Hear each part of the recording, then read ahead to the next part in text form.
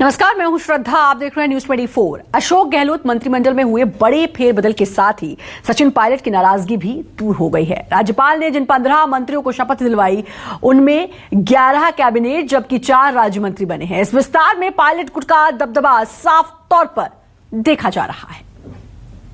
मैं हेमाराम चौधरी ईश्वर की शपथ लेता हूं कि मैं विधि द्वारा स्थापित भारत के संविधान के प्रति सच्ची श्रद्धा और निष्ठा रखूंगा। जिंदगी की शाम में एक बार फिर मंत्री बन गए हेमाराम। 40 साल का सियासी सफर और 6 बार के विधायक रहे इस तजुर्बेकार सियासतदान का तीसरी बार मंत्री बनना कोई चौंकाने वाली घटना नहीं है। लेकिन जिस शख्स ने नाराजगी के कारण विधायकी तक त्याग दी थी, उसी शख्स के साथ अगर शपथ ग्रहण की शुरुआत हुई तो तय है कि गहलोत पर पायलट भारी पड़ गए हैं। क्योंकि हेमाराम जिस बाड़मेर जिले की गुड़ामलानी से विधायक हैं, उस बाड़मेर जिले से कांग्रेस के 6 विधायकों में 5 अशोक गहलोत गुट के हैं। लेकिन मंत्रिमंडल में सिर्फ हेमाराम चौधरी को जगह मिली है, जो पायलट खेमे से विधायक हैं। मुझे एक जिम्मेदारी दी है। ये मंत्री बनना महत्वपूर्ण नहीं है, जिम्मेदारी को निभाना महत्वपूर्ण है। अगर मैं इस जिम्मेदारी को ठीक से निभा पाऊंगा तब तो मेरा मंत्री बनने का सार्थक है, नहीं तो मेरा मंत्री बनना कोई सार्थक नहीं है। पूर्व में भी मुझे जब भी जिम्मेदारी जो भी दी है उसको मैंने निभाने की पूरी कोशिश की और पार्टी को विश्वास हुआ है, तभी जाकर के मुझे जिम्मेदारी दी। और रहा सवाल नाराजगी, वो तो कुछ काम को लेकर के थी। अब मेरे विधानसभा क्षेत्र की जनता है, वो मेरे लिए भगवान है, तो अगर उनका काम नहीं होता है तो दुख होता है। अब ये आला कमान का फरमान था या फिर अशोक गहलोत की दरिया दिली, लेकिन सचिन पायलट को मंत्रिमंडल विस्तार में पूरा सम्मान मिला। पायलट की सारी नाराजगी दूर हो गई और दोनों मिशन 2023 के लिए अभी से हुंकार भरने लगे हैं। पूरी कैबिनेट बनी है नई, एक प्रकार से जो 15 लोग नए लिए गए, उसके बाद में पूरा मैं समझता हूँ कि SC, ST, OBC, माइनॉरिटी सबको प्रयास किया गया रिबेंड देने का।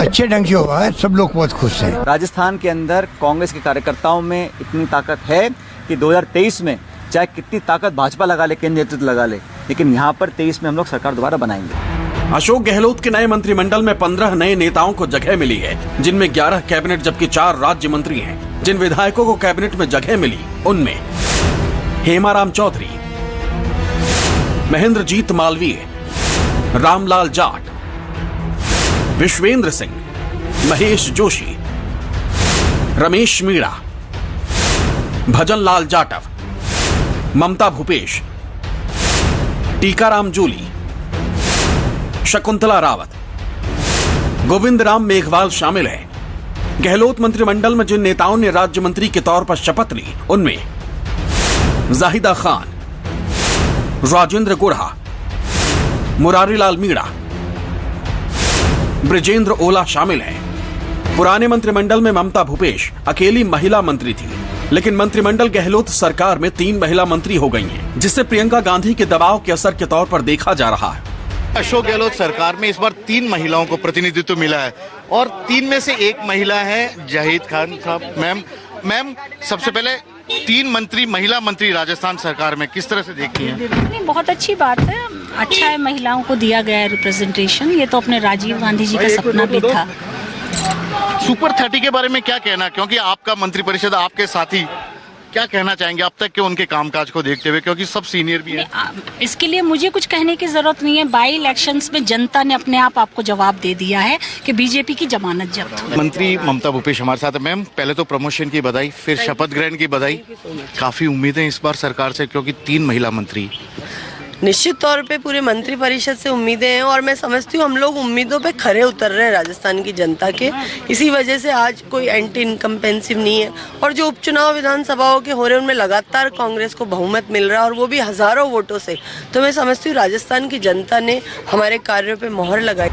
नए मंत्रिमंडल में सचिन पायलट गुट के हेमाराम चौधरी, रमेश मीणा और विश्वेंद्र सिंह को कैबिनेट में जगह दी गई है। कैबिनेट मंत्री बनने के बाद सभी जोश में दिख रहे हैं। हमारी कुछ मांग थी क्या सभी को प्रतिनिधित्व मिले और वो मिला है। SC, ST है, माइनॉरिटी है, सभी जिले के लोगों को मिला है। जहाँ पूर्वी राजस्थान की बात होती तो हम इस चीज़ से सेटिस्फाई हैं कि आला कमान ने हमारी बात को सुना और हम सब एक हैं। 2023 जो विधानसभा का चुनाव होगा उसमें कांग्रेस को लाना है। विश्वेंद्र सिंह जी हमारे साथ, आप कैबिनेट मंत्री पद की शपथ लिए। सर क्या कहना चाहेंगे? पहले तो शुभकामनाएं आपको। That's very kind of you.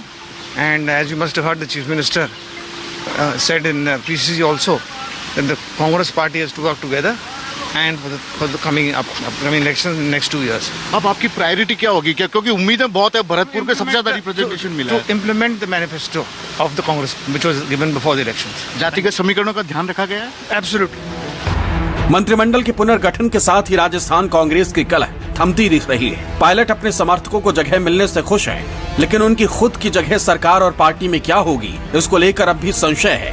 माना जा रहा है कि पायलट 2023 के दावेदार के तौर पर तैयारी में जुट गए हैं। जिम्मेदारियां तो चुनौती के रूप में ही होती हैं। जो चुनौती के रूप में लेते हैं वो उसमें सफल रहते हैं। हमें जो जिम्मेदारी हमें मिली है उसको चुनौती के रूप में ले रहे हैं।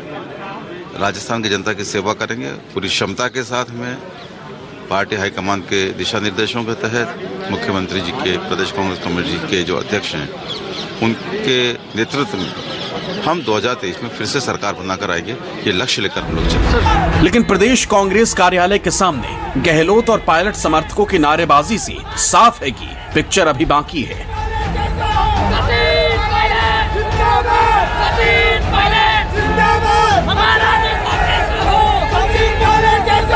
KJ Srivastava, Jaipur, news 24।